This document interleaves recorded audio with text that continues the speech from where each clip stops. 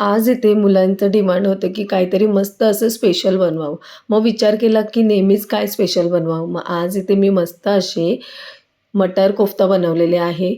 मटार असे मस्त आलं मिरची घालून ग्राइंड केलं आणि हलकंसं ग्राइंड करून घ्यायचं आहे. त्यानंतर थोडंसं फुटाण्याचं पीठ घालून, गरम मसाला घालून, थोडंसं चवीपुरतं मीठ घालून, एक बटाटा बॉईल केलेला कुस्करून घातलेला आहे. थोडीशी ओली कोथिंबीर घालून मस्त ह्याचे बॉल असे बनवून घेतलेले आहे.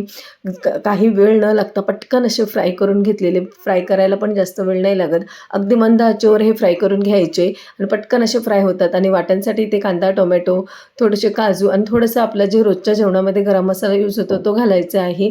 आणि हे थोडंसं हलकंसं परतून घ्यायचं आहे आणि फटाफट असं हे भाजून घ्यायचं आहे. त्यानंतर काय थंड झालं की मिक्सरला लावून घ्यायचं आहे. मिक्सरला हे वाटून घ्यायचं आहे. तोपर्यंत हे इथे आपण जे मसाला आहे तो सगळे फोडणीला घालायचे आहेत.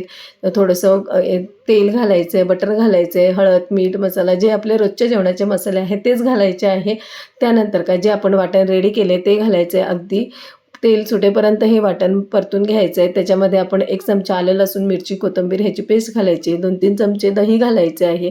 मस्त असं फेटून घ्यायचं आणि हे बघा तुम्ही बघू शकता किती मस्त असं हे कलर आलेलं आहे. त्यानंतर का आपल्याला जेवढं पाहिजे तेवढं पाणी घालायचं आहे.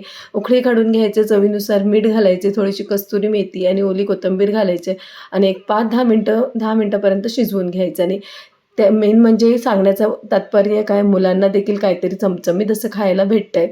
आणि मेन म्हणजे हे घरातच आपण मस्त असं बनवू शकतो. मुलं देखील खुश होतात आणि आपल्याला देखील मुलं खुश झाले की खूप आवडतं.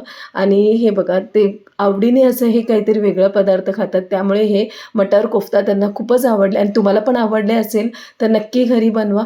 डिटेल रेसिपी चॅनलला ऑलरेडी अपलोड केलेली आहे. त्याच्यामध्ये संपूर्ण माहिती, साहित्य सगळं दिलेलं आहे. आणि तुम्हाला जर ही रेसिपी आवडली असेल तर पटकन चॅनलला सबस्क्राईब करा. थँक्यू.